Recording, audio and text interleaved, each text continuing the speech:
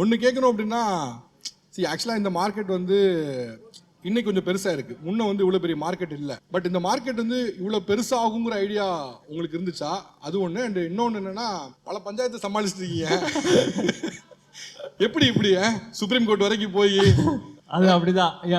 நீங்க மார்க்கெட்றது வந்து என்ன யூடியூப் இந்த மார்க்கெட் சொல்றீங்களா இல்ல பொதுவாக யூடியூப் மார்க்கெட் நீங்க பண்ற ஃபினான்ஷியல் ரீதியாவோ இல்லை டெக் ரிலேட்டடாவோ அவ்வளோ பெரிய மார்க்கெட் இல்லை. இன்னைக்கு ரொம்ப பெருசாயிடுச்சுல. இந்த மார்க்கெட் இவ்வளோ பெருசாகுங்கிற ஐடியா அவங்களுக்கு அப்பவே இருந்ததான்னு கேட்டேன். ஆக்சுவலா வந்து என்னன்னா வந்து what ever happens in west happens here. அது ஃபர்ஸ்ட் நார்த் நடக்கும், அப்புறம் இங்கே நடக்கும், அப்படி தொடர்ந்து வந்துட்டே இருக்கும். ஸோ நான் ஸ்டார்ட் பண்ணும்போது லைக் பியூடிஃபை ஏரா அந்த டைம். ஸோ பியூடிஃபை வந்து ஒரு டைம் ஒரு இண்டிவிஜுவல் யூடியூபராக வந்து அவர் பெருசாக அந்த ஒரு யூடியூபருக்கு இவ்வளோ பெரிய ஃபேன் பேஸ் அப்படின்ற ஒரு விஷயங்கள்லாம் இருந்துட்டு இருந்தது அந்த டைமில்.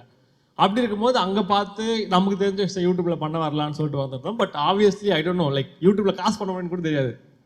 ஸோ அப்படி தான் வந்தது. பட் அதான் இப்போ நிறைய பண்ணுறீங்களே. பண்ணி தானே ஆகணும். வண்டியோட தப்பே இல்லை, பண்ணலாம், தப்பே இல்லை. சுப்ரீம் கோர்ட்டு காசு கட்டுறாங்க அட்வொகேட்ஸுக்கு. ஆமா, அவங்க நிறைய கேட்பாங்க ஒவ்வொரு ஹியரிங்குமே. ஸோ அது இருக்கு. And coming to the controversies and also இது வந்து பார்த்தீங்கன்னா it is part of game. End of the day it is part of game. நம்ம வந்து நீங்கள் சொன்ன ஆப்வியஸ்லி ரிஸ்க் நீங்கள் எவ்வளோ எடுக்கிறீங்களோ அவ்வளோ ரிவார்ட் கிடைக்கும். நீங்கள் எவ்வளோ வாட் எவர் யூ டூ அதில் எவ்வளோ ரிஸ்க் நம்ம எடுக்கிறதுக்கு நம்ம ரெடியாக இருக்கோமோ அந்த அளவுக்கு ரிவார்ட்ஸ் கிடைக்கும். At the same time end of the day வந்து உங்களோட கரேஜ் என்னறது ஒரு கேள்வி இருக்குது எல்லா இடத்துலையும். What is your courage level? அந்த லெவல் தான் the level you reach.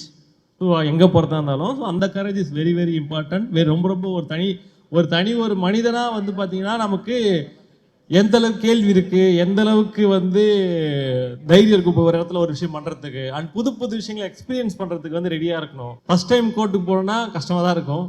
Second time போகிறது நார்மல் ஆகிடும். ஃபஸ்ட் டைம் நோட்டீஸ் வரும்போது கஷ்டமாக இருக்கும்.